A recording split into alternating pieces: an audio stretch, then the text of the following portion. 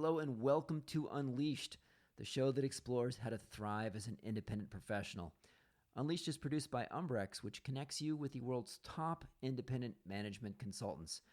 I'm your host, Will Bachman, and I'm here today with Tim DeRoche, Umbrex member, who is the author of The Ballad of Huck and Miguel. We talked about that the last time Tim was on the show. That's a retelling of Huck Finn set on the Los Angeles River. One of my favorite books. It's just really incredible language. And Tim just came out with a new book, nonfiction this time, A Fine Line, How Most American Kids Are Kept Out of the Best Public Schools. Tim, welcome to the show. Thanks for having me, Will. Really happy to be here. All right. So, Tim, let's just start with help us, just lay on us the main thesis of your book. Yeah, the book is about these policies in America that assign children to public schools based on where they live. So both district lines, school district lines, I think those are the lines that most people are very familiar with, and then attendance zone boundaries, which are the lines drawn by a school district designating who gets preferred enrollment at which schools. And I'm really taking a critical look at these policies, and I know that we kind of all take them for granted, but I make the case in the book that we pay a tremendous societal cost for allocating education in this way. Okay. And you give some examples where someone could be just north of an avenue and they go to this great local public school, and someone could be just south of an avenue and they go to a really crummy school with very disparate rates of of literacy rates. Like one might be 80% are meeting the standards, and another one is like 12% meeting the standards, or some very low percentage, just by being on one side of the street or the other. And that I think people can understand how that's maybe not the fairest thing. But then a lot of people might ask, okay, well, what is a more fair way, or what are you suggesting instead? I mean, at some point you got to decide who goes to what school. So, like, what are you going to do instead of geographic boundaries? Yeah, so I prefer to remain somewhat agnostic on that. I'm not a prescriptive person. I think there's lots of room for local experimentation. In my preferred world, it would simply the state law, which is where most of these kinds of policies are set. State law should forbid districts from using where you live as a determinant of whether you get into a particular school. And right now, state law either empowers school districts to do that, or they allow school districts to do it. And so if a state were to forbid districts from using geography from your residential address, using your residential address as that criterion, then there might be the space opened up for districts to experiment. So, one district might use a lottery, a centralized lottery to allocate seats, as some districts have done. Another district might choose to use school site lotteries. So most charter schools in the United States use lotteries, as I'm sure most of your listeners are familiar with, to allocate seats. Most charter schools are actually forbidden by state law from using where you live as a criterion to determine whether or not you get into the school. They have to use a lottery. Another district might choose to use first come, first serve, right? You got to get in a line. If you want to get into one of these elite public schools, you got to get in a line. If the school you want to get into has more demand than supply of seats. Now, all of those potential ways of allocating seats are imperfect. They have their shortcomings. They have the potential for abuse. But what I like about those types of solutions is that they are at least based on the principle of equal opportunity, right? Right now, we've got a system that is not even based on the principle of equal opportunity. And as you stated, there are examples, many, many examples, and my book is really centered around these examples of pairs of schools in American cities where you have a high-performing school right next to a failing school or a very a school that is struggling mightily, and what keeps the two schools separate is an attendance zone boundary. And so if you're on one side of the street, you go to a high performing school. If you're on the other side of the street, you're assigned to this failing school. And what that has done over time has created these distortions in the real estate market where living on the right side of the line will cost you $150,000 more, $200,000 more in your home price, or $1,000 more in rent for an equivalent apartment, on one side of the street or the other. So what happens over time is that the divisions in that neighborhood, the social divisions in that neighborhood and between the two schools become exacerbated over time. And you get these highly divergent outcomes and highly separate populations of people really living in the same neighborhood. Yeah. So, but I guess one question I had for you is, fine, in the extremely short term, you could take away the attendance zone boundaries, but then that seems to maybe neglect the impact of the second order effects, which is, wealthy parents are going to, work the system to get their kids into a good school. And, if the city, like if a given metro area, a school zone says, hey, we're eliminating attendance barriers, then parents are going to say, okay, fine, I'll just move out to the suburb to a good school there, and you lose my salary from your tax base, and the school, which is good in the first place because you had a lot of wealthy parents lobbying, contributing extra money to the PTA, lobbying the politicians to have good principal or whatever, that support goes away if you start just a pure lottery system and the parents can't get what they want. So and if you force them to just be in a lottery system, they'll just opt out of that system. And if you say, okay, fine, the suburbs and the city are all randomized together, then the parents drop out of the public school system altogether and say, fine, I'll just put my kids in private school. Instead of paying an extra $200,000 to live in the right neighborhood, I'll live in the neighborhood I want to, and I'll spend that $200,000 on private school. Yeah, that's a common objection, and I don't think that's quite right. It would certainly happen to some degree, Will. You would lose some folks. There are some set of folks who want their kids to be in a school with other elite students. And some of those folks, if there was a bit more mixing of these populations, would flee to the suburbs. Some of them would flee to private schools. But I want to call attention to what used to happen in the California community college system, right? So the California community college system used to have very strict geographical boundaries, right, where you were restricted to going to the community college that you were, based on your residential address. And what happened in the 80s is you saw the enrollment in the California community college system start to decline.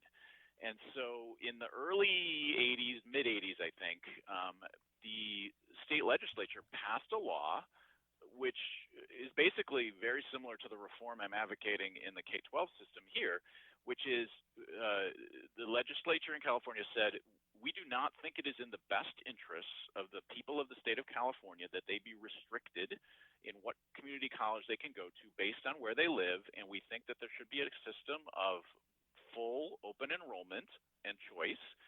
And the reason they did that was to try and draw people back into the system. And because right now the public system is losing people who are assigned, middle-class people and lower-income folks who are assigned to failing or struggling schools, and they are making other choices. And I think with a more open system where people had more choices and had true open enrollment, then I think you'd lose some people, but I think you'd draw others back in. And I want to also bring up bring back up your point about second order effects, one of the second order effects of this is that everybody would be in the same boat, right?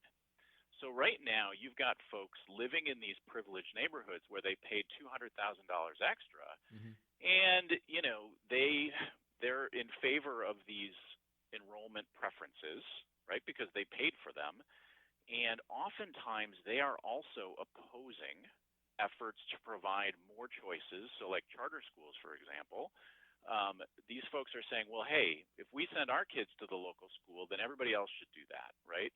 What they don't realize is not everybody has the wealth to live in the attendance zones of those elite schools. And so if everybody were on equal footing, then we'd all be fully invested in, the second order effect would be we'd all be fully invested in improving the schools if possible, and providing as many choices as possible, and kind of increasing educational pluralism. At least that's my guess. It's a little bit of a projection, but I especially like the community college example, because the community college system in California is thriving and has really thrived since that moment when they opened it up. Okay. But like in your example of I think it's called North Avenue, where in the Yep. book, right? So, and parents are paying an extra $150,000, $200,000 for the same size house to live on the right side of that avenue. Don't you think that those same parents, if you said, hey, you know what, we're going to do, random assignments. So instead of going to this good elementary school that's local nearby, we're going to, send your third grader like somewhere within, 5 miles or something, randomize it. Don't you think those parents would say, hey, look, I paid $150,000 to live here. You're going to do that now. I'm just going to move to the suburb, which is like a different school district, and have my kid go to school there. I think some of them would. I think some of them would, but I think others who who the system is currently losing to charter schools and private schools outside of those zones would come back to the public system. I don't want to deny, Will, you're right. Some of those folks would leave, but I think we're underestimating those folks. We're basically taking these very liberal, progressive people, and we're saying, well, if they were forced to go to school with the general public, then they would abandon their neighborhoods. And I know a lot of those people. I'm sure some of them would do that. And again, I actually have no problem with if somebody says, hey, the right school for my kid is an elite public school. Unfortunately it's not that diverse, but I really want to maximize their exposure to, the highest quality academic content, and I want them to be with other high performers. I'm totally okay with that. I'm not have a problem with that. But I think that in effect, these schools in the inner cities, like Lincoln Elementary in Chicago, the example that you brought up, they're functioning as semi-private schools, right? But they're operating on the public dime, right? So these are public schools, but that are really only available to people who have the wealth to pay for them. And so I don't think they're functioning as true public schools. Okay. What's your take on? I'm curious your take on New York City schools, where I live, where it's this, pretty complicated system to navigate. In fact, for a number of years, my wife, ran this very large event every year, helping parents entering the system with their kids going into kindergarten, helping them navigate all the choices. It's so complicated because yes, there's a local zone school, but there's all these different charter options and special options, and and as a parent, kid goes into high school, there's 200 different high schools or more that you can choose from, that you can apply to, and some you have to live in the district, some you have to live in the borough, some you have to randomize, some you have to apply for, and then of course there's the specialized high schools that a lot of people have heard of, Stuyvesant, Bronx Science. You have to take the test. Mayor de Blasio recently tried to change that test or change the admission requirements, and there was a huge pushback, particularly from Asian American parents, because Stuyvesant is like a very high percentage of Asian Americans, many of whom are working class, right, but who study super hard for the test. So there was like a huge pushback. Curious to hear your perspective on New York City, where there is some choice, and it's not purely attendance zone boundaries, but it's this very complex web. What's your shot on New York? Yeah, so one thing I do want to say, my book focuses primarily on elementary schools, right? So I don't dive too much into high schools. There tend to be more choice at high schools, especially in the big cities. The elementary schools are where you see these more strict zones.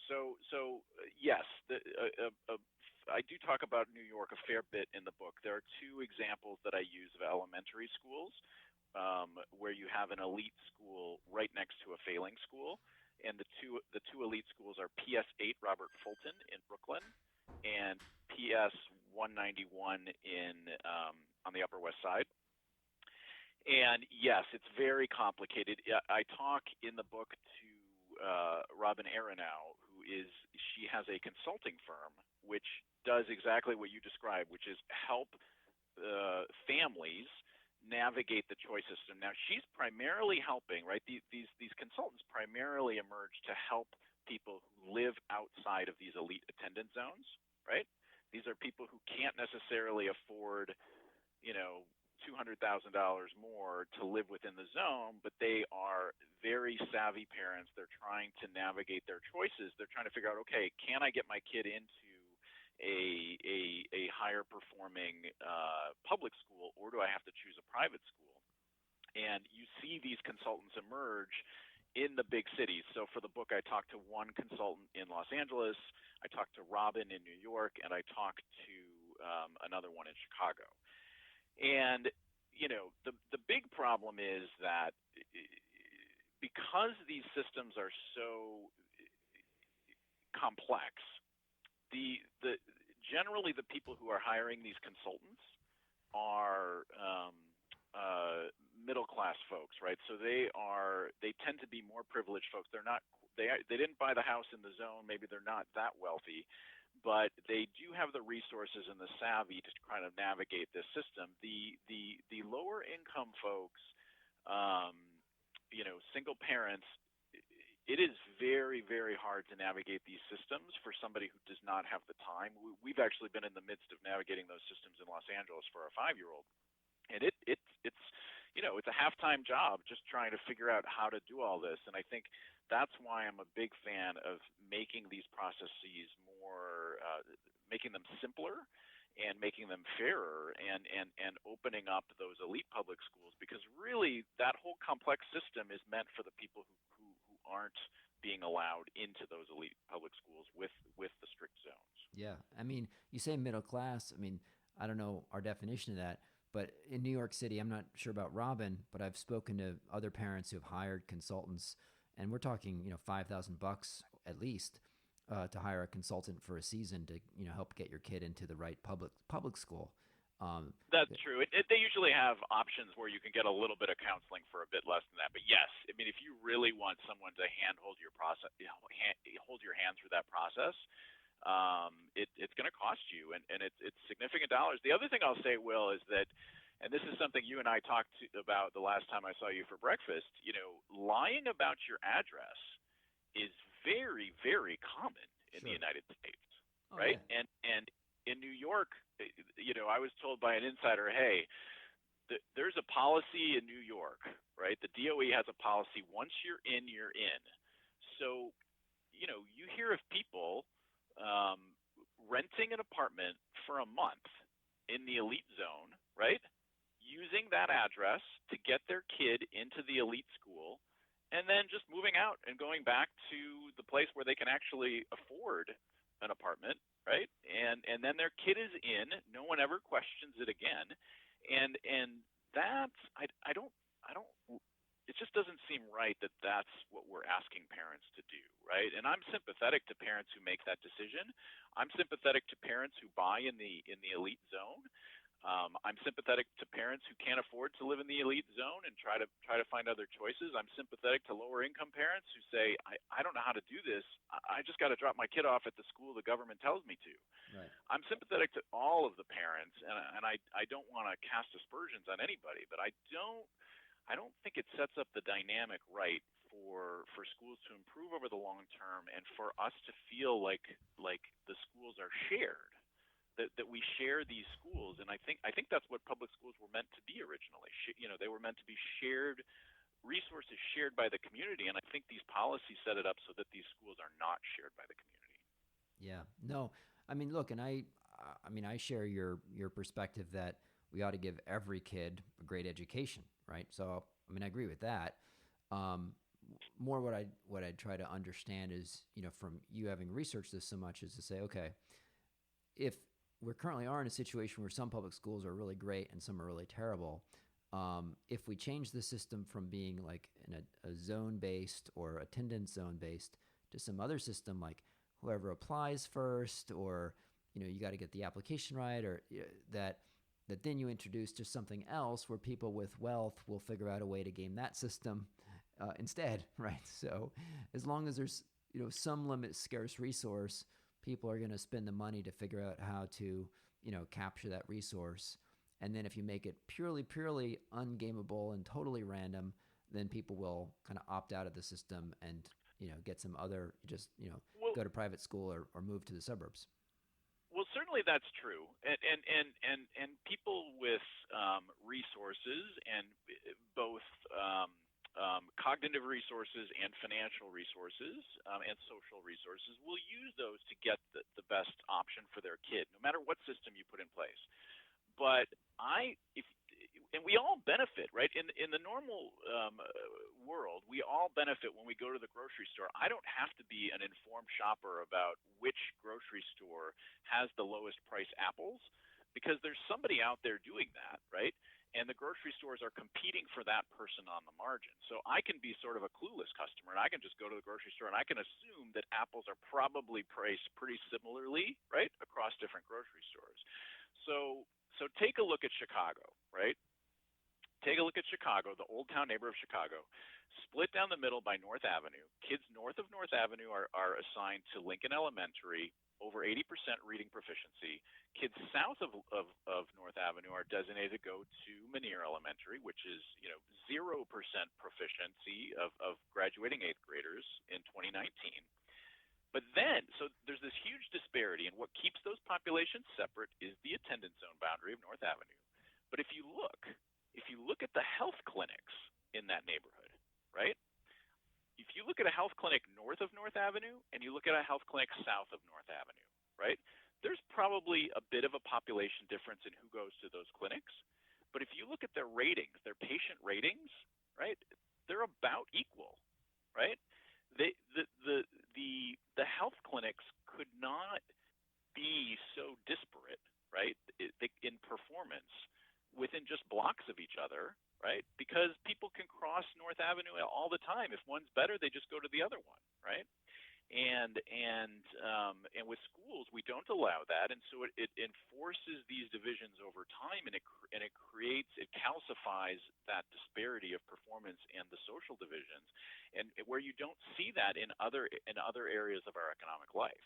Yeah, well, that's partly because it's a absolute complete monopoly, and I guess I consider myself mostly a progressive on a lot of issues, but I wonder here if we're trying to solve like the wrong part of the problem, with the attendance zone boundaries. What if instead of going that direction, you said, look, I don't know, it costs $15,000 to send your kid to public school. So, hey, you know what? If you don't like going to this crummy school, here's $15,000 voucher. You can go public, private, anywhere you want with that $15,000, and if it costs more than $15,000, you can pay it yourself. So you can go to like a private school up the street, and you can take this voucher and go there. And then and by the way, public school, if all the parents like opt out of your school, then you just have to fire those teachers, right? If you do a crummy job, and introduce some competition in the market. That I very much agree with, in the sense, and you can having the dollars follow the students, right, to the school of their choice, right? There are private models of that, right, which would be a voucher or an educational savings account. There are also public models, which people tend to feel more comfortable with, which are charter schools, where the dollars follow the kid, and if a school can't recruit enough kids, then it's going to close. So I fully supported that. What I would say, Will, is that one of the reasons that that is not as popular and doesn't have as much political support is you have very wealthy families buying into these attendance zones and saying, well, I don't want to support choice. Like everybody should just go to the school they're assigned to, Yeah. right? And so one of the second order effects I have in my mind is, well, hey, if everybody was in the same boat, then all of these parents who are, using their wealth to access these schools, then they'd suddenly be in the same boat as the rest of us of like, okay, hey, we got to go, we got to find the right school for our kids, and we want it to be close to our house. And perhaps it isn't the best idea that each family be assigned to a school. Let's give everyone choices, and let's argue for educational pluralism. And I think the attendance zones make it hard to have that discussion, Mm-hmm. right?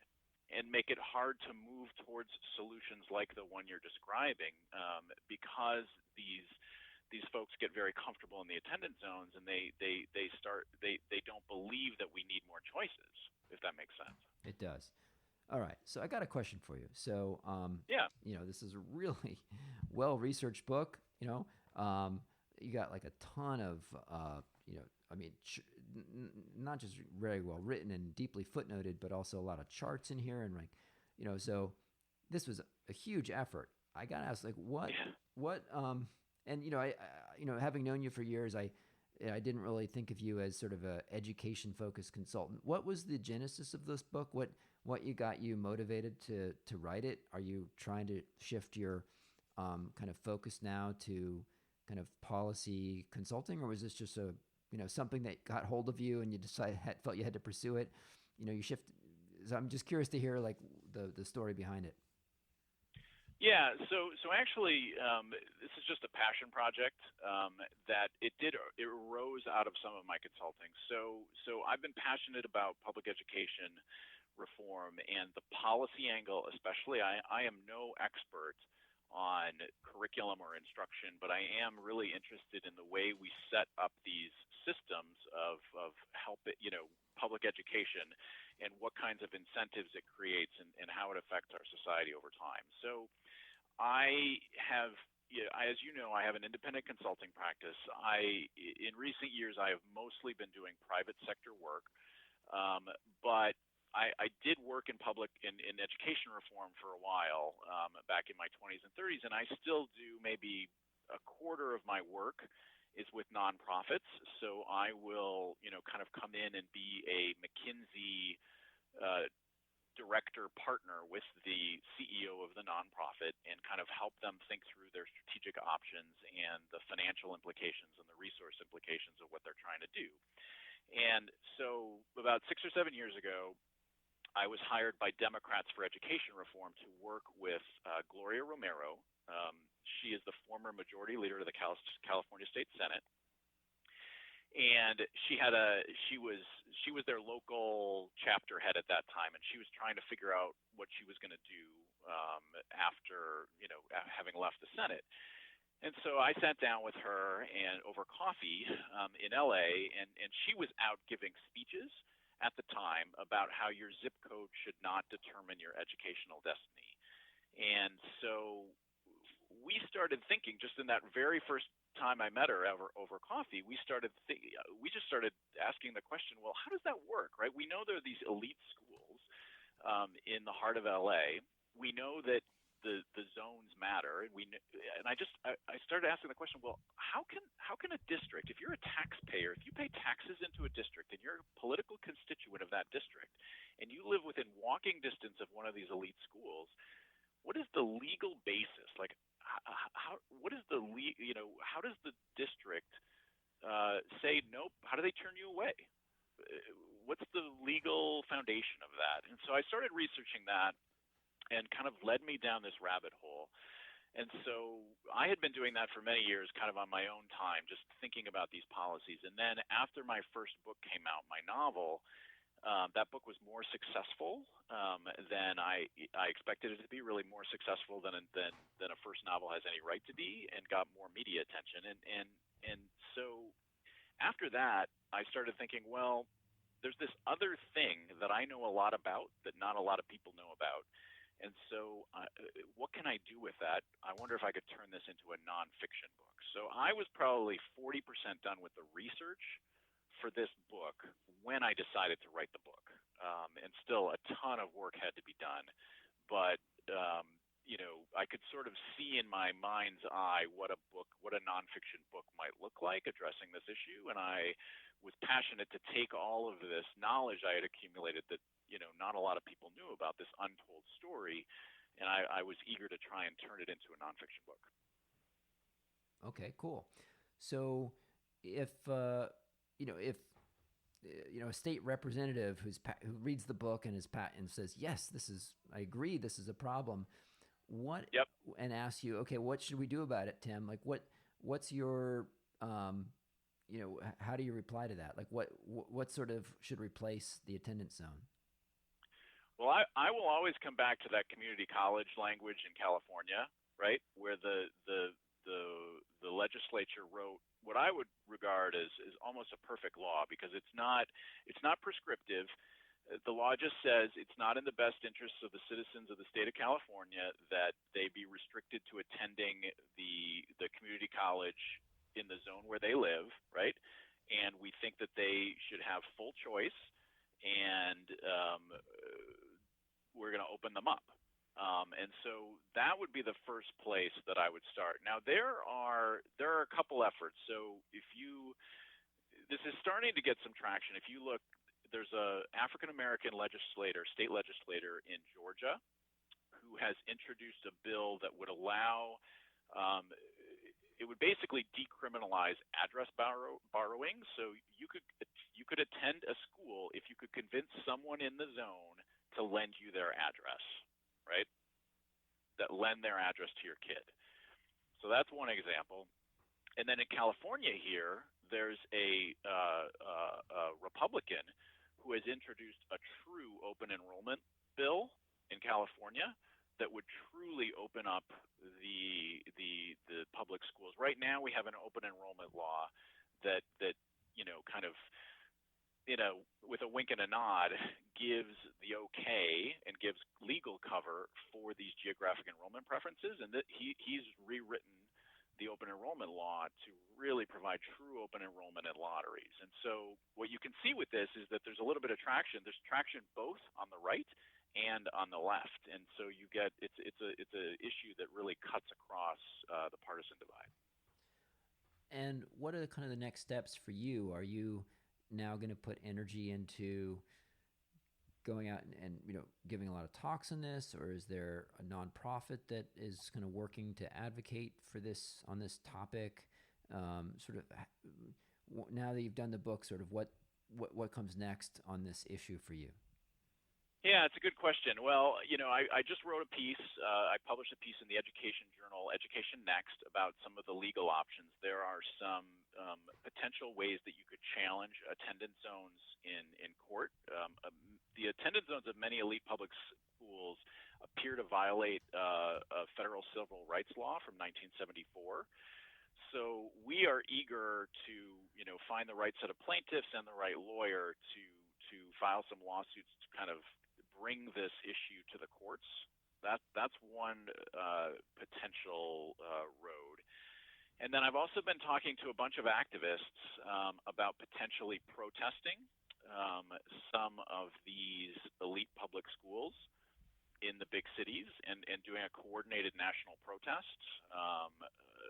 And so, we're in the initial stages. The book only published last week, and so people are only becoming aware of the arguments in the book, and so we're having a lot of discussions at this point, and one of those roads, we will likely go down, or both.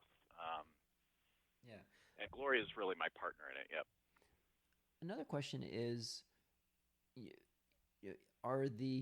is there something just inherently good about these elite schools, or is it more a question of sort of Harvard or Yale, where the most important element of those schools in terms of producing great graduates is just the admissions office? Where is it a case where the schools are elite because it's the people attending them are the kids of wealthy parents who put a lot of effort and money into the school and Hmm. hire tutors for their kids and so forth.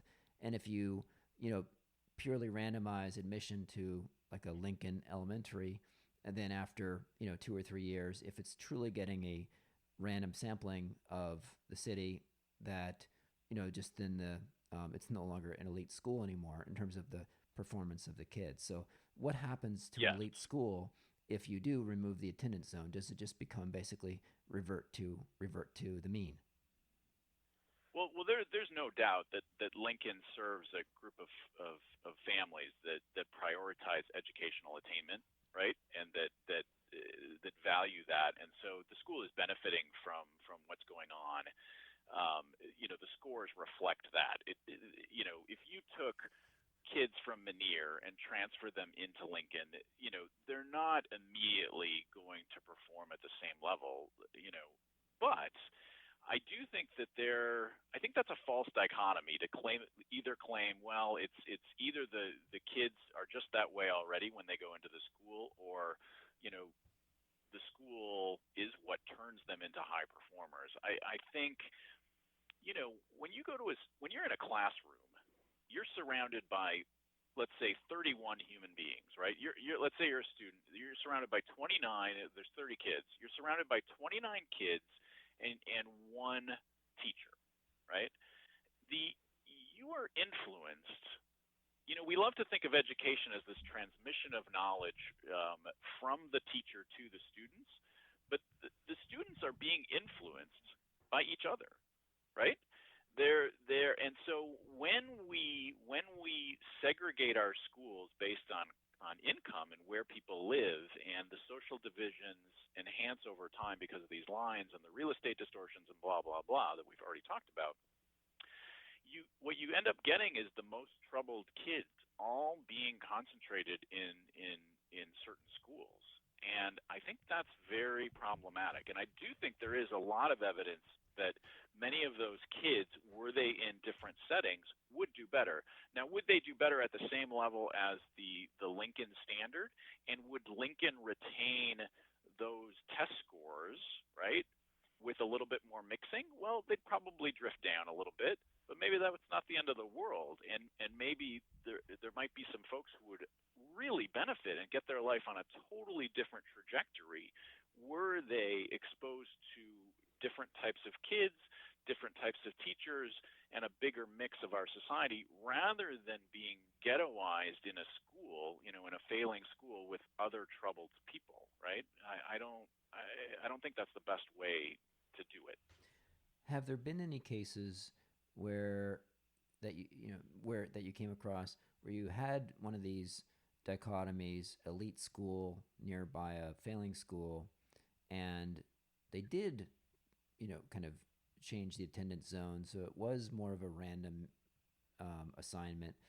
And then what happened then? Has that actually happened? Do we have any test cases of what actually does happen?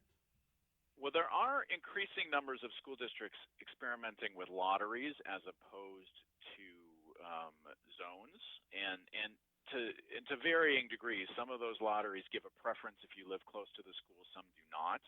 So there is a little bit of that. And then the other example you have, Will, is cases where the attendance zones are changed, right? There's still a zone, but they change where the line falls. And, and some people reading my book, they say, well, we just need to change where the lines fall. Let's redraw those boundaries so they're more inclusive. The problem is if you have a zone, if you redraw the zone over time, you're just going to get wealthy people buying into the new zone, right? And so unless you're changing the zone every couple of years, you're still going to lead to the same long-term dynamic. And as you talk about, the second-order effects are very, very important.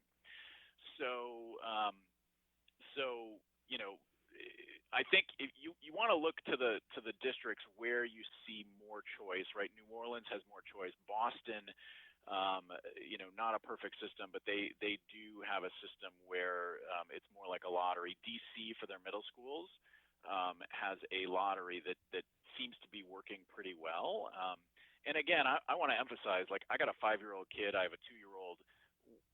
I'm not saying that proximity doesn't matter. I don't, I would be very, very opposed to any system that assigned my kids to a school across town. I just don't think districts should be assigning kids to schools at all. And finding a school close to our home that we feel good about is an extremely high priority for my family. I might value proximity even more than the average family because I don't want my kids in a car for 2 hours a day, right? I want them with quality I want them spending time with quality teachers. I want them spending time with me and my wife, and doing activities. I don't want them stuck in a car. So I don't want to say that proximity doesn't matter. But sorry, a little bit of a rambling response. There aren't a lot of examples where you can just look and say, hey, there were these two elite schools and then they got rid of the boundaries, right? That we don't have great examples. At least I don't know of great examples like that. All right. What are the typical positions of teachers' unions regarding this matter of the attendance zones? Do they kind of intend to support? Yeah, let's get rid of attendance zones, or make it more of a, or are they more in favor of the current system typically? Well, so I've gotten mixed signals on that, and it's just coming into kind of public the public conversation. So I think that's an open question. I think one of the messages of my book is that these lines often replicate the lines of the redlining maps from the 1930s. These were maps that were used to determine who was eligible for housing assistance and who was not. And the federal government drew these maps, and in the big cities, you'd see, large swaths of the city designated as undesirable, right? And so folks who lived in those areas were ineligible for housing assistance, and those were largely areas with high percentages of minorities and immigrants. And what you see is that these attendance zones, sometimes the shape still bears a resemblance to that old redlining map where the shape of the attendance zone of the elite for the elite school kind of matches the quote unquote desirable area on the redlining map, and it still excludes areas with a large number of minorities and immigrants. And so you look at the teachers unions, the teachers unions are going to be against things like redlining. And so I think, it's going to be hard for them to say, oh, we need to keep these divisions, because that's kind of not what their constituency believes. The problem for the teachers unions is that they aren't big fans of choice, right? And as we discussed earlier, the attendance zones are one of the ways that they keep the coalition against choice together, right? So if you want to fight charter schools, you need these people buying homes in these exclusive areas, and you need them to keep saying, well, everybody should just send their kid to their neighborhood school like we do. They shouldn't have other choices. And I think, as we discussed earlier, if it was true open enrollment, those folks would have very different political incentives, and I think the teachers unions might worry about losing some of them. And so it might, in principle, they might say, I don't like these lines. And on a practical political level, they might say, well, we want to keep those folks in our coalition, so we're gonna be okay with them. That's fascinating. Yeah, nobody likes competition. Right, exactly. I think that clients in my attendance zone should only be able to hire my consulting firm. That's it. So. Yeah. No, it's totally true, right? It's totally true. And it's a very human reaction. We don't want competition, right? We don't want competition. And I've compared the parents who buy into these zones. I've compared them to the taxi drivers in New York City, right? The taxi drivers in New York City bought medallions that were worth millions of dollars in some cases. And the value of that medallion was that the government protected you from competition, right? They kept other folks out. And so now with Uber and Lyft and ride sharing, the value of those medallions has fallen. And some of those taxi drivers took, the government to court saying, hey, you've taken this away. But the courts say, no, hey, just because you bought this to be protected from competition doesn't mean you can be protected from competition forever into infinity, right? And I think that's my same argument for these folks. Hey, like, I understand you were trying to make the system work for you, But basically by buying into the zone, the value of that zone is the value of keeping other kids out of that public school, even if they're taxpayers into the district in which you reside. Right. Right. Yeah. So I think I just think you can't be protected from those folks forever. Yeah. Now with the coronavirus pandemic and so many kids now studying from home, parents working from home, it has occurred to me it's somewhat random that my kids, who are now all three of them going to school remotely, that that it's just the fact like they happen to be going to school remotely with kids from New York City, and it's Yep. same for everywhere. Like if kids are going to go to school remotely, then why not have a school that could be super specific, that's perfect just for that particular kid, right? And where kids from anywhere could go. I mean, maybe a kid's really into Dungeons and Dragons or something. So you could have a school where math and language arts and social studies are all taught with a Dungeons and Dragons backdrop, or whatever the kid is fascinated with. You could have very specialized schools that would appeal to a narrow segment, that would be forget about like attendance zones or school districts, just from anywhere. Now I don't see that happening, but technically it would certainly be possible now. And it's kind of silly that if kids are going to school remotely, that it's all just based on where you own a house. Well, yeah, and I think you raise a good point. I mean, you're never going to get rid of the need to go into a building and be with other kids your age and to hang out and get in fights and and all of that is necessary. But I do think that the pandemic might push us in the direction of modularization of education to some degree. I already know some families here in LA who send their kids to public schools. They're not satisfied with the math instruction, so they access tutoring online, and that tutor might be in Asia, right? Yeah. Or might be on the other side of the country, and certainly you could extend that to having groups that study a particular topic, and niche-based education, where you're allowing a kid who has an interest in Dungeons and Dragons or baseball statistics or art from the 17th century or whatever weird thing the kid is into, that they could find a community of folks where they could really study that in depth, and that community would not necessarily need to be bounded in space, and that's neat. I think there's